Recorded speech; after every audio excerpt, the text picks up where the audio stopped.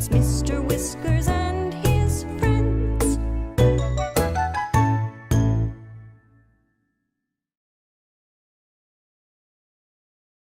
Meow, meow, meow, meow, meow, meow, meow, meow, meow, meow, meow.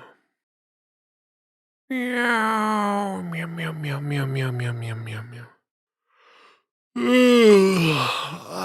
Oh, hi there, everyone. I was just having a little nap before story time. Today, we'll be reading Dancing in Doggy Heaven by Gilpin, a heartfelt story about the friendship between a young boy and his dog. And without further ado, sit back and relax. Rest your head, your nose, and your toes.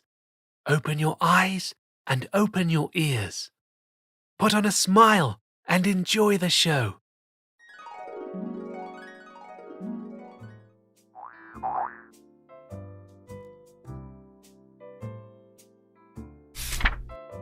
I'd like to tell you a story about a dog named Dexter, for he was more than just a dog to me.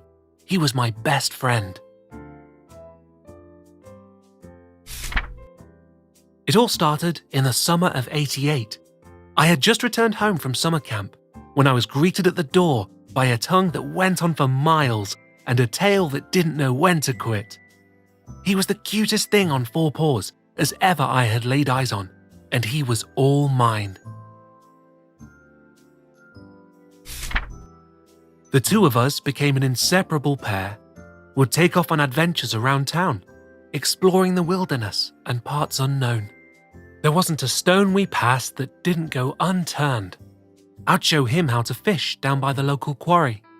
He'd show me how to hunt for squirrels, which, by the way, is much harder than it looks. Together we'd play and carry on. We were like two peas in a pod. Life was good. Now, of course, times weren't always so perfect. Like that time Dexter chased the mailman around the block and stole his sack of mail. We never did find out what happened, as it was never seen again. The incident, as it became known, remains in the folklore of Richmond Street to this very day. And how about that G.I. Joe toy chewing phase he went through? We lost a lot of good men that year. We certainly had our fair share of highs and lows, but through the thick and thin of it all, we remained best of buds. As the years passed and we grew older, Dexter began to slow. Instead of chasing the squirrels, he'd sit and watch them play from afar. He took up new hobbies like napping and chewing sticks he'd find around the yard. And boy, did he love those sticks. When he finished his way through the sticks in our yard, he'd roam the neighborhood scavenging sticks from wherever he could find them. All that remained were circular patches of sawdust where he had gone to work.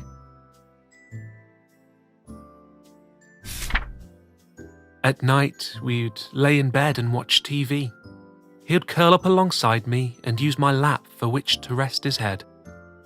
He'd stare up at me with heavy eyes slowly drifting off as I'd rub his belly. He always felt safe, secure, and loved when by my side. As did I. Then, a day came that no one could have ever prepared me for. It had started off like that of any other, but when I returned home from school on this day, there was no wagging tail waiting to greet me at the door, no long and slobbery tongue waiting to lick me all over, no ball waiting to be thrown. For that was the day my best friend, my most special friend, had passed away. Confused and saddened, I escaped to my bedroom where I laid under the covers and wept for what seemed to be days. Later that afternoon came a gentle knocking at the door. It was my grandmother. She had come to visit me after hearing of the news. She sat down beside me and proceeded to tell me the story about the dancing dogs in Doggy Heaven. Dancing dogs? I asked, while slowly wiping the tears from my weary eyes. Why, yes, of course, she replied. She went on to explain. See, once a dog leaves this world for heaven above, they must first pass through the pearly white gates, guarded by its keeper, Saint Bernard. Patrons seeking passage are asked but 2 questions. Have you found joy in your life? And has your life brought joy to others? Those true of heart are permitted to pass, she explained. On the other side of the gates lies a grand spectacle of dance and celebration, the likes of which you could only imagine. Dogs leaping through the clouds, twirling and spinning, paws frolicking along the enchanted rainbows overhead. A seemingly endless supply of sticks, as far as the eye can see. Truly a paradise in which a dog could revel. So, you see, the ending of one life is merely the beginning of another. Know that he's up there, having the grandest of times. And while he certainly misses you, he'd want you to smile for him. Years later, I still think back on those sage words of my grandmother.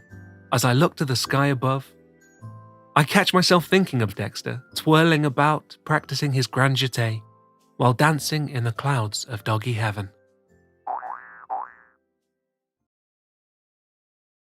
That was such a nice story. You could tell that Dexter was really loved. What do you think he's doing right now? Maybe dancing or chewing on some sticks. Either way, I'm sure he's one happy dog. Until next time, my young storytimers, this is Mr. Whiskers saying meow and good night.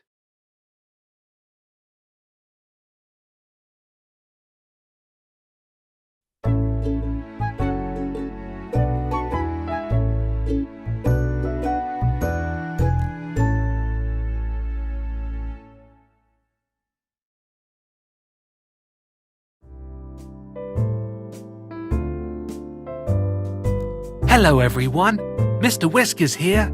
Enjoying our story times? Be sure to subscribe to our channel and never miss a story. And tell your friends so they can join in the fun. Goodbye for meow.